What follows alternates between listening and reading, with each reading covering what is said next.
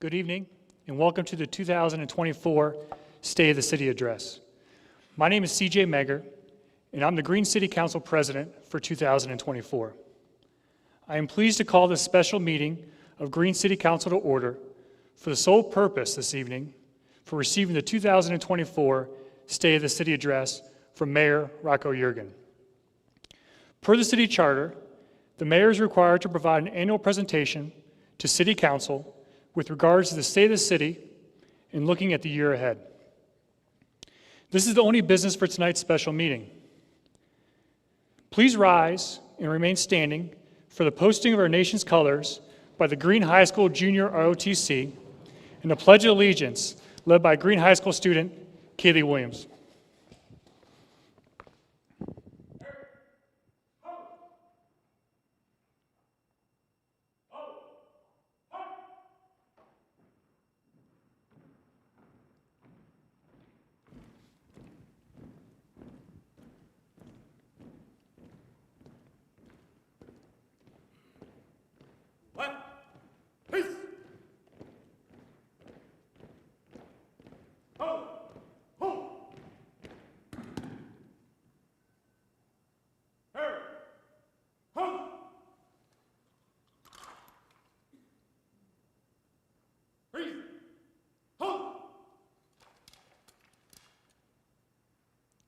I pledge allegiance to the flag of the United States of America and to the republic for which it stands, one nation, under God, indivisible, with liberty and justice for all. Order! Hold! Order!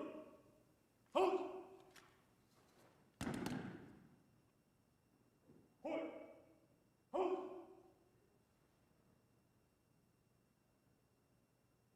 Order! Hold! Right! Peace! Hold! Hold!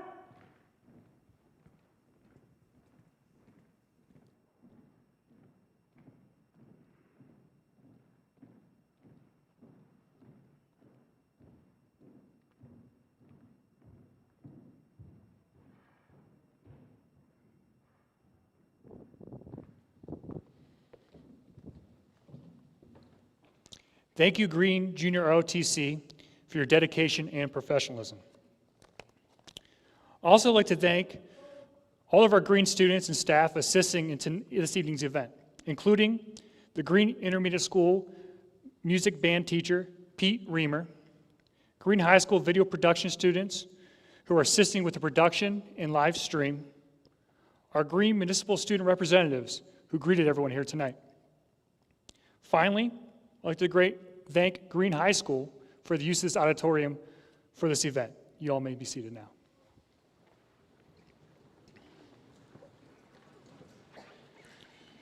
I'd also like to take this moment to recognize the elected officials who are with us in the audience tonight.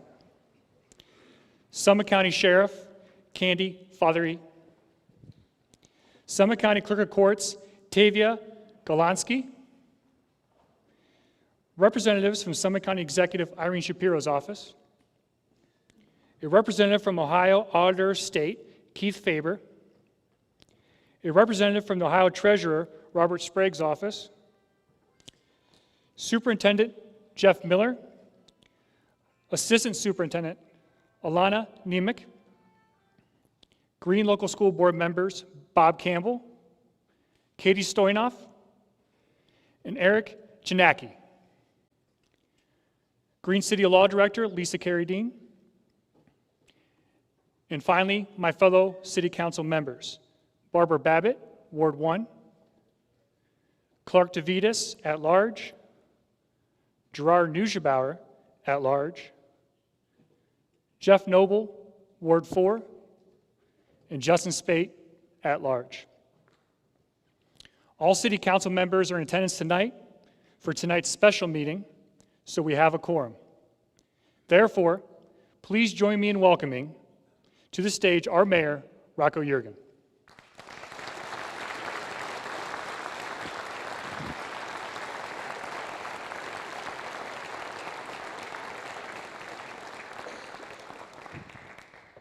Thank you. Appreciate it. Before I begin tonight, I want to thank and recognize a few of my family members. My mom and dad, Rodney and Esther Yeargin, are present. My wife, Melinda. My children, Skylar, Katie, and Bella. And I don't want to forget Aunt Adele.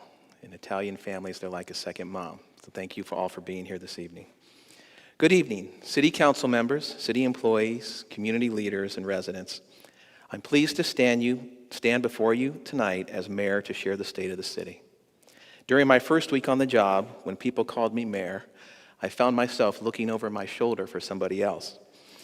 It's still a little awkward and strange sounding when someone addresses me as mayor, but I'm eternally grateful to the voters in green who've given me this amazing opportunity. This is why tonight I want to talk about the opportunities that abound for our community. But before I begin, I want to share a story about my family. My mother was born in a little town called Marina di Gioiosa Ionica, which means Marina of Joy by the Ionian Sea. It's a small fishing village in the toe of Italy, and it's as beautiful as it sounds. But in the war-torn Italy of the 1950s, there was a very little economic opportunity, and most of the villagers were poor. My mother's family consisted of my grandparents and 4 kids. They lived in a little house with 3 rooms, a kitchen, a living room, and 1 bedroom. There was no electricity, there was no plumbing, there was no running water. My grandfather built a little shed next to the house that housed the family donkey. And believe it or not, that was their sole means of transportation. That was also doubled as a restroom. What I have before you is a picture of the family from 1954. That's my mother in the front row to the right. Next to her is Aunt Adele. I didn't tell Aunt Adele I was going to use this picture. She's as beautiful now as she was then. It's hard to believe that this picture is an indication of what my family did and how they lived just 1 generation ago. My grandfather, whose name was Rocco Camiso, didn't have much going for him at the time. He was illiterate, uneducated. He was emotionally scarred from his time as a prisoner of war in World War II. Had he stayed in Italy, there was really no possibility that he would ever overcome these limitations. But he had one thing going for him. He had the audacity to dream. And so in 1957, when the opportunity presented itself, he sought out for what many called the land of opportunity. He landed in Akron, Ohio, in what was at the time, North Hill was the Italian enclave, and that's where he stayed. He immediately went to work for a landscaping company called R.B. Stout, and his landscaping career really took off when he started a door-to-door campaign in the Merriman Road neighborhood of West Akron, asking people if he could cut their lawns. Within a span of about 18 months, he had enough money to send for the rest of the family from Italy and to buy a house. This is the photo of the rest of the family. This went on their passport in 1958. My mother in this picture is standing in the back row, and that's Aunt Adele standing in front of her. She's still cute 4 years later. My mom, what she recalls from that passage, and she's here tonight, I'm a little nervous if you talk to her because I'm afraid what she's going to say, but her memory is taking this long voyage across the Atlantic, coming into New York Harbor, and although she didn't understand the reason at the time, this jubilation, a euphoria, a pandemonium that broke out from all the immigrants on the boat. And what she came to realize later in life is what they were cheering for was a Statue of Liberty. That symbol of freedom and opportunity. So my grandfather's story and that of his family is not unlike millions of other Americans. It might not be different from your family story. It was that spirit of grit, determination that drove them to take risks, to persevere, and to dream big. So the question for us tonight is, how do we as a community dream bigger? How do we seize opportunities as they arrive? Those are the questions I ponder, and I ask you this evening to join me as we begin seeing what opportunities lie ahead for Green and beyond in the future. Unlike communities crippled with competing priorities, limited tax revenue, and little growth, Green is blessed to be fiscally stable with modest, sustainable growth through the years. As a city, we've had prior mayors with strong fiscal acumen, sustainable, steady business and residential growth, and deliberate, thoughtful planning that positions us today to dream big. In 2023, total revenue for the city was $62.4 million, the highest in our city's history. We break this down into two parts. First, income tax revenue, and secondly, other revenue. Income tax revenue really speaks to the health of our city's economy, which was $29.3 million in 2023, slightly better than the prior year. Our other revenue in 2023, which includes federal grants, hotel tax, and a small percentage of property tax, license fees, and the like, topped income tax revenue at $33 million. The reason for this increase is due to the issuance of $14.9 million in income tax revenue bonds for the construction of the community courts. Without this bond revenue, other revenue was just $18.2 million, or approximately 9% more than the prior year. To balance the financial sheet, the city spent $37.4 million in expenses between operating and debt service last year. This is a 4% increase over the prior year, which is essentially the cost of inflation. In capital expenses, the city spent $10.9 million on infrastructure, park improvements, and equipment expenses. Consistent with the policy of our former mayors, our general fund retains just over $23.8 million, or a 6-month operating reserve, a responsible savings account for the city. And even after issuing new debt this year, our general obligation bonds remain at the highest rating Green can obtain as a city. Throughout the past decade, through a worldwide pandemic, Green's financial health has not only survived, but it's thrived. Based on the current local economy, I'm confident we can anticipate another outstanding year.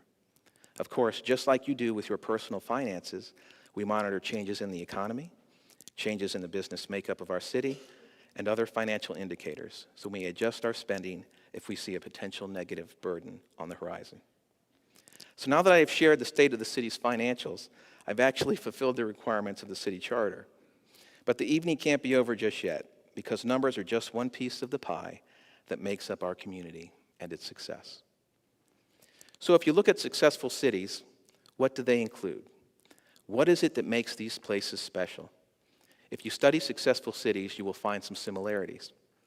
Strong cities are connected. They seek opportunities. They are resilient, and strong cities are engaging. Green is indeed a strong city. Now, connection means a lot of things to different people. How we physically connect via roads, sidewalks, and other infrastructure. And these physical connectors are ways to build interpersonal connections that make us a community. After what may have seemed like a decade of construction along Maslin Road, it was only 4 years between the north and south projects, but coupled with the pandemic, I get why we all felt like it was an eternity.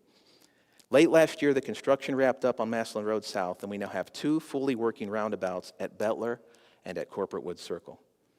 Through the construction process, if I'm honest, I too at times questioned our engineers on how they would work. But once again, their efficiency to move traffic is proven exceptional. After supply delays in 2022 at the start of the project, the team really came together to revise and modify the construction schedule to deliver 2 working roundabouts on time. You may have noticed there's a City of Green sign in the first roundabout that looks a bit lost because there's no landscaping in the center. But rest assured, the 2 roundabouts will be beautifully landscaped in the spring. Thank you for your patience. Thank you for sustaining the short-term pain for the long-term gain for our community. Thank you to our city engineer, Paul Pickett, our project manager, Zach Kimball, our contractor and their teams, and our communication team, led by communications manager Valerie Wolford, for all their hard work.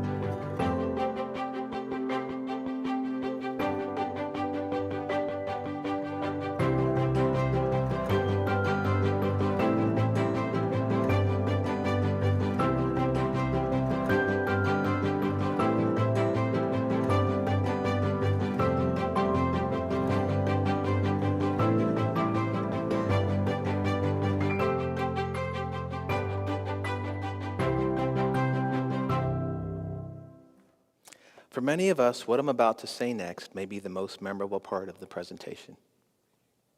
I'm pleased to report that in 24 and 25, the next 2 years, there will not be any major infrastructure projects in the city of Greene. Let me pause to let that sink in. No major construction in Greene for the next 2 years. Now, this doesn't mean that we're not taking care of business. We are planning $1 million in road resurfacing and working on plans for the Arlington Road Improvement Project. This project will begin in earnest in 2026. Like all other major infrastructure projects, it takes years of planning and design before a shovel ever hits the ground.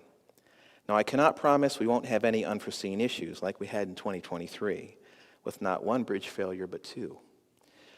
Thankfully, the Summit County engineer was able to fast-track the already scheduled Main Street rebuild to get it opened within a few months, and just earlier this month, the awaited Chrisman Road Bridge finally opened.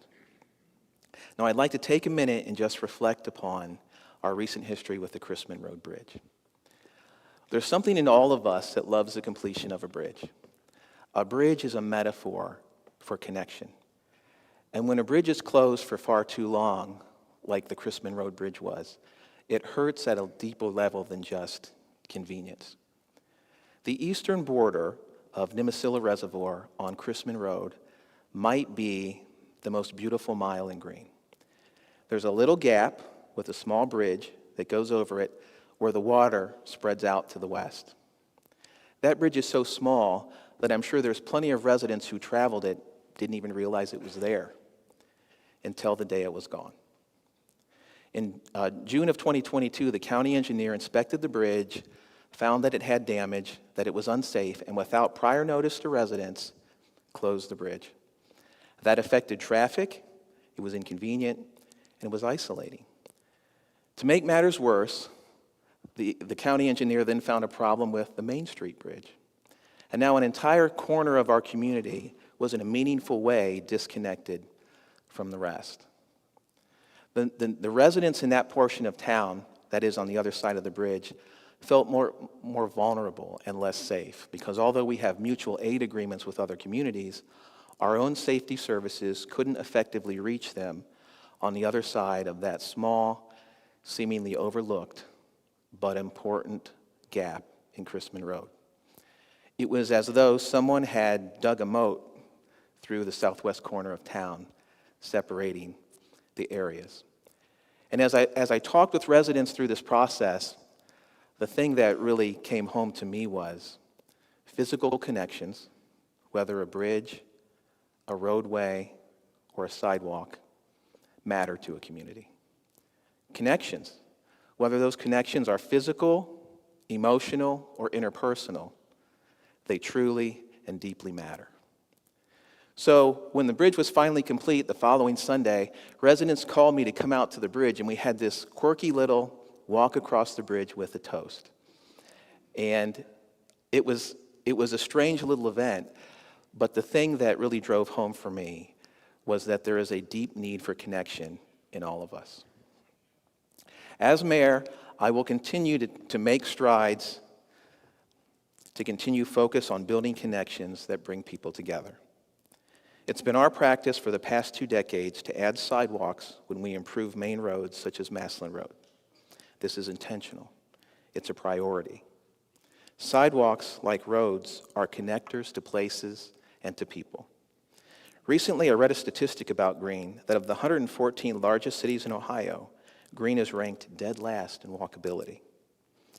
And while this score factors in many elements, some of which are out of our control, in a way it's disappointing, but I will tell you personally, for me, it's motivating. We've made progress in the past several years with a new multi-purpose trail and sidewalks along Maslin Road. And last year, a new 3/4 mile long sidewalk along Raber Road to Mayfair Road. This is a connector, connecting people along a safe, walkable route to our main corridor, Maslin Road, but to also key places like our library, Greene High School, Central Park, Greene Memorial Stadium, and all the places in between. And while I spoke of bridges as a metaphor, I see trails and sidewalks as a metaphor for our future journey filled with possibilities and opportunities. Communities like people evolve and grow over time, seizing opportunities as they grow. When I-77 first snaked its way through Green back in the day, that Pinnacle connector opened up the future of Green, having a major highway through our city that 87,000 cars travel every day. And that set us on a journey of business growth. Since then, Green has changed. It became a city and continues to grow. And now with the pandemic in our rearview mirror, businesses are expanding once again. This past year, Direction Home moved to its new location on Town Park Boulevard. In addition, First Watch Restaurant began construction and will open this year on Maslin Road. And over by the airport, Castle Aviation started construction of another airplane hangar as they celebrate their 40th year in business. But perhaps the bigger story about business growth is the number of businesses that are moving into our existing buildings. As businesses leave, others backfill. The truth is, over the past several years, even as some large businesses have left Green, our income tax revenue continues to grow. Green is a good location for businesses with quality transportation connectors, easy access to 77, top-rated schools, and great amenities. In 2023, we've seen the following businesses move to Green. Wesco, which is leasing a portion of the former Diebold building on Mayfair Road. Hammond Construction, who purchased the former Direction Home building on Corporate Woods Parkway. Assured Partners, Highway Distributing, Lenke Priest Construction, Tom Traco, a McDonald's franchise corporate office in the former ComDoc building, and a number of smallest service businesses, medical and retail, in 2023. Of course, new businesses provide jobs. In addition to these businesses joining our community, 2023 was marked as a year of new construction for both single-family homes and multifamily housing geared to the young professional. New homes offer new options for existing residents looking to move up or to downsize. Apartments invite new residents to be part of our community, and then importantly, they provide a pathway for our own children to stay until they're prepared to buy their own homes. A variety of housing attracts a variety of businesses, which make for a vibrant community. To make Green attractive to new businesses and developers, we have a number of economic development tools that provide us additional opportunities. For example, when new businesses and residential allotments are added, we TIF them. A TIF is a neat little word that means a municipal funding tool used by many cities to fund infrastructure when new development occurs. The tax dollars from the increase in property values are diverted to the city to pay for infrastructure improvements. For example, we TIF'd Aldi's a few years ago, and those revenue funds will pay for a portion of Town Park Boulevard and some of the Maslin Road debt. The residential TIF for Jacobs Ridge will pay for the Southwood extension. It's a win-win. And before you ask, all of our TIF agreements provide Green local schools with their agreed funding first, with the remainder being paid to pay for our infrastructure. TIFs are multi-year agreements, typically for 30 years. And in 2023, we received $3.8 million in TIFs and anticipate $3.9 million this year. Thanks to Planning Director Wayne Weathy and Finance Director Steve Schmidt and their teams for leading the way in utilizing these municipal finance tools that result in a significant benefit for our community. And I would be remiss not to give credit to Mayor Neugebauer and his role in raising TIF revenues from $1.5 million when he took office to almost $4 million annually. Now, TIFs are an example of seizing opportunities, but so are federal and state grants, which we actively pursue every year for improvement projects. Most of the grants we apply for and receive are for roadway projects, but we also receive grant funds for a variety of projects, including trails, park improvements, safety equipment, and more. Our staff spends countless hours finding and applying for these grants. As a result, we average $2 to $3 million in state and federal grants each and every year. These are additional funds to build roads and complete projects without tapping into local funds. Without some of these funds, our large improvement projects like Maslin Road and smaller projects like Raber Road Sidewalk simply would not be possible. I am pleased to report this evening that 2 years before construction is set to begin on Arlington Road north of Bettler, we've already received 80% of the total project cost, or $14 million in federal grant funds, which is the maximum we're able to receive for the project. These are all opportunities, and as I said before, we have to seize them as they come, which means at times when a grant becomes available, a project moves up our priority list. In the next few months, I plan to bring legislation to City Council to approve additional funds to construct the Willowdale Trail, an almost 1-mile trail that will connect Southgate and Bettler Parks to Coons Road. We have over $820,000 in state grants to build this nature trail that adds an amenity to our parks, while creating a vital section of path that will one day, hopefully, link us from Central Park to Bettler Park. One of the reasons we are successful at receiving grant funds is because we focus on planning, which helps us rank higher on grant applications. This past year, we launched Vision Green, a year-long community engagement planning process to update the comprehensive plan for the City of Green. The process engages a steering committee made up of a diverse group of community volunteers who provide feedback and drive citywide engagement activities. Their role is to dream big and plan for what we want for Green in the next 5, 10, and 15 years. So let me pause to have you ponder this question. What is your vision for Green in the next 10 years? One of the things that I dream about, and what I heard from residents as I was campaigning, is a more prominent central gathering place, featuring walkability and amenities that attract people. So how do we create this for our community? What does a walkable gathering space mean? How do we look at existing space and make it more inviting? We've built some of these already. Central Park, the Central Administration and Green Schools campus, and the future community courts, a gathering place for indoor recreation. We're also taking steps to better utilize our existing amphitheater at Central Park this year and adding a summer concert and entertainment series. Thank you to Sarah Auto Park for generously sponsoring this summer concert series. Currently, we have a small resident focus group assisting in planning for these family-friendly events. But what else do we want for our community? What opportunities lie ahead for Green? This is just one idea I have heard from residents, but I need to hear more. And I'm not just saying this, Green is your city. We're here to provide the services and amenities that you desire. We want your opinion. I invite each of you to call my office or any of our department heads to share your ideas. In February, we are launching our Vision Green survey, and I encourage you to take the time to share your input, because I firmly believe in the power of many moving in the same direction achieves great things. And while I love the visioning side of being mayor and talking about possibilities, we have to remember that a city's primary role is to always provide safety, security, and services to our residents. We need to do the basic things well. Our safety forces are a key component of our resilience. In Green, we're blessed to have highly trained and compassionate fire division staff. Under Fire Chief Jeff Funai's leadership, we responded to nearly 5,400 calls for service last year, which averages nearly 15 calls per day, a 6% increase over the prior year.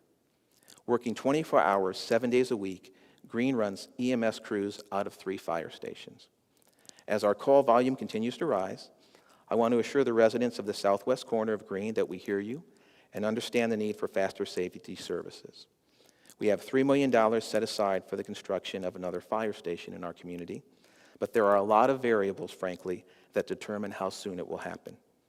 So while I don't have a timeline yet, I can tell you that my administration, along with Chief Funai and a group of residents, will continue to research a responsible approach that is both fiscally prudent and sustainable. Last year, we took steps to ensure that our fire division staff is appropriate for our community's needs.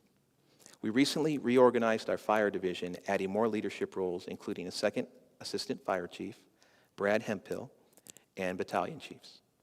The reorganization positions us to meet the staffing needs today and gives us the flexibility to add fire medics in the future. Beyond emergency services, our fire division is also involved in many outreach programs that benefit our residents, including our paramedics program and our quick response team.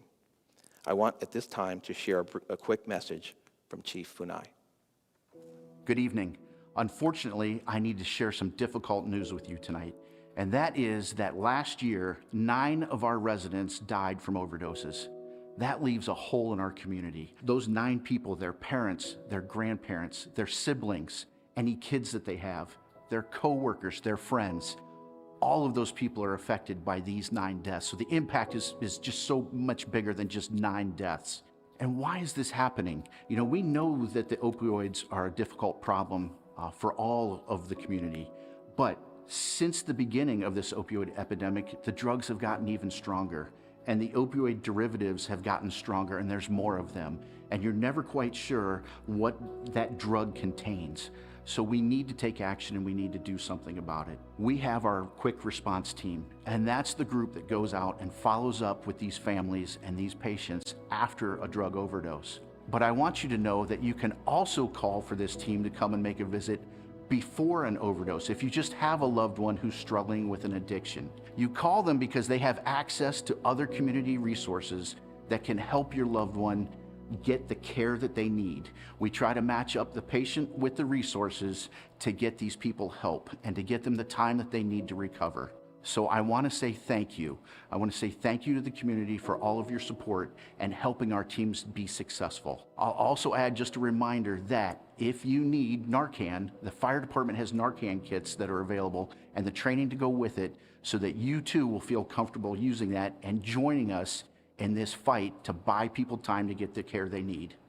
Thank you. These outreach programs exemplify how critically important personal connections really are. Thank you, Chief, for your leadership, and thank you to our quick response team, fire medics, and the members of our drug task force under the direction of volunteer resident Andy Platt for your service to our community. Your efforts are as important today as they've ever been. I would also like to thank our Summit County Sheriff, Candy Fothery, and the deputies who serve the City of Greene and their commitment as well in the battle against illicit drugs. As a city, we continue to contract with the Summit County Sheriff's Department for policing services. In December, City Council approved a 14% increase to the sheriff's contract, which continues to be a good value for our residents when compared to adding our own municipal police force. In addition to a focus on safety, our resilient community celebrates our differences and builds a place for all to contribute. To me, it's about the biblical concept of loving your neighbor. Under my leadership, we will continue to be intentional in fostering inclusion into our practices, policies, and programming.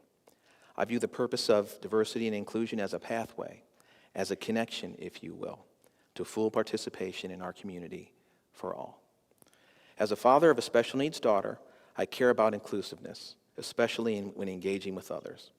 As a council member, it was important to me, along with others from the special needs community, to expand some of our parks programs to be more inclusive to those with disabilities and neurodiversity. Last year, we engaged an ADA compliance consultant to evaluate our parks to ensure not only compliance, but to truly make these spaces welcoming for all. This year, we will continue engaging special needs families to help us decide on those elements that make a visit to the park a bit more enjoyable for their child and easier for them as caregivers. We are also pursuing new ways to engage our community. We want to explore ways that are beyond the beaten path. Although I personally love the one-on-ones and the small group discussions and focus groups, I like to hear the concerns and get feedback in that manner. We're also trying different things. As a part of our visioning for this year, we created a green activity book, available at the Central Administration Building and online to all ages, not just kids, to share their ideas by drawing a picture or writing down some thoughts. This is the kind of project in a new and different way to get input from those who may have been overlooked before. We have copies available here today.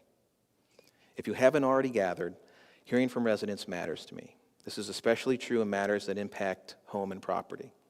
As mayor, I plan to make a concerted effort to reach out to residents when a project directly impacts them so they can be a part of the process and add their input. This isn't always feasible, but when it is, I find it simply works better. People appreciate it.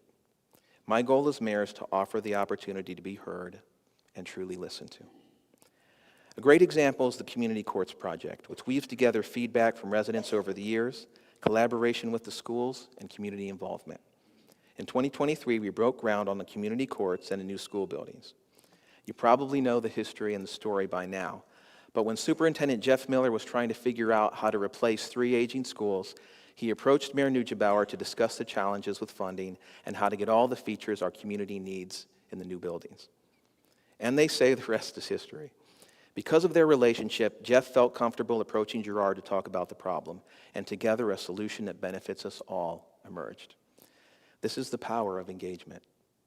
In spring, the new middle school and community courts buildings will begin to take shape as we work towards an opening date in 2025. By constructing the community courts in collaboration with the Green Middle School, taxpayers are saving $3 to $4 million. But I project that what we gain is worth much, much more. In addition, a new Green Elementary building on Graybill Road is currently under construction and scheduled to open in the fall of 2025. Thank you to our Green School Board and Green Local Schools administration and staff for being great partners and friends. It's great that our community has such a bond with our school system, because believe it or not, there's a lot of cities that don't have this kind of working relationship. Because we have this, we often work together in a number of ways, both large and small. Years ago, we started our Student Municipal Representative Program, where high school students serve as non-voting members of our boards, commissions, and task forces. These young students, now in college and even some in graduate school, continue to engage with us, and this year we're looking to launch an internship program to entice some of these former student representatives and other Green graduates to intern with the city. Our student reps volunteered here tonight. Many of them greeted you at the doors. These students in the former class were also some of those who volunteered to pick up litter at Nimizilla Reservoir on a cold, rainy April day as part of our annual Clean Green event. Having our students join with our adult volunteers creates an amazing, multi-generational experience for all.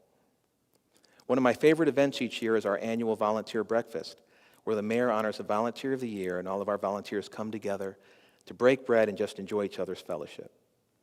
Volunteerism is the highest form of community engagement. In 2023, we had more than 200 volunteers log an estimated 2,000 hours for our community. And it was a pleasure to see the look of surprise on Carol Brown's face when Gerard honored her as Volunteer of the Year. You see, Carol doesn't volunteer just on an organized day. She volunteers in green every day. She picks up litter in all sorts of weather on her daily walks. It's who she is. It's her type of spirit, the heart to do something about a problem that makes her little corner of the world a better place. Thank you, Carol, for embodying the spirit of giving. But we all know our community is generous with their time and money. It's one of the things that makes Green such a wonderful place to call home. Last year, the Green Community Fund started its inaugural campaign to endow $1 million. The mission of the Green Community Fund is to strengthen our city by supporting meaningful civic and community initiatives committed to funding nonprofit organizations and needed projects to serve our residents. To date, donations are $125,000, and they're gaining momentum. The cool thing about the fund is it's an opportunity to support all the charities in Green, not just today, but well into the future. Later this year, the fund will solidify its standing advisory, governance, and distribution committees. Last week, I had the pleasure of meeting with Fundraising Committee Chair Barry Hollis, who shared with me ways our community can get involved, including applying to be on one of these committees. If you're interested, please help in helping out. Please contact my office. We'll gladly steer you in the right direction. There are so many stories and so many great things that occurred in our city this past year. I frankly don't have the time to share them all unless we all wanted to be here till midnight. So let me focus on just two new things to expect from our Parks Division in 2024. On April 8th, the city is collaborating with the schools and the Green Branch Library to host an eclipse event to witness the once-in-our-lifetime solar eclipse. The event is at Central Park and will include food trucks, activities, music, solar glasses while supplies last, and of course the main attraction, the solar eclipse. Stay tuned for more details in the coming weeks. And finally, on May 18th, another new event is planned. Our Green Leadership Initiative Class 3, in partnership with the Green Drug Task Force and sponsor Portage Path Behavioral Health, will host a Change of Art, a day of wellness, art, and mental health. This event, geared to all ages, focuses on creative activities that promote well-being and mental wellness. In addition, there will be food trucks, yoga, a community art project, and more. I hope you join us for this relaxing day of wellness. In summary, I'm grateful for this opportunity to lead our community. As my administration just gets started, I look to you, the residents of Greene, to join us in each step of the process. Join us in connecting. Help us identify not only the next physical connections, but all the emotional and interpersonal connections that make a strong community. Join us in dreaming about the endless opportunities before us. Like my family's story, many have a similar story of coming to this great country for the opportunity to obtain something better. It's a common theme and part of our American culture. I invite you to dream big about your own home and what awaits around the bend for the city of Greene. Join us in strengthening our resilience. As our community, like much of the country, ages, we must rally around our safety services and the ideals of inclusion to ensure that no one is left out or forgotten. And finally, I ask that you engage in making Greene a vibrant hub for all. Truly, opportunities abound for Greene, our strong community. Thank you, God bless you, and good night.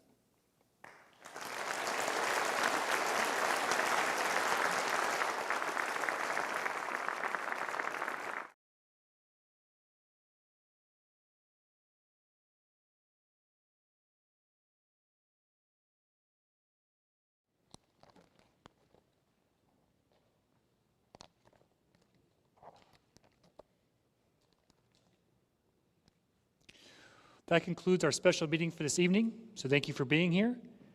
Wishing you and your family a safe and happy 2024. Drive safe.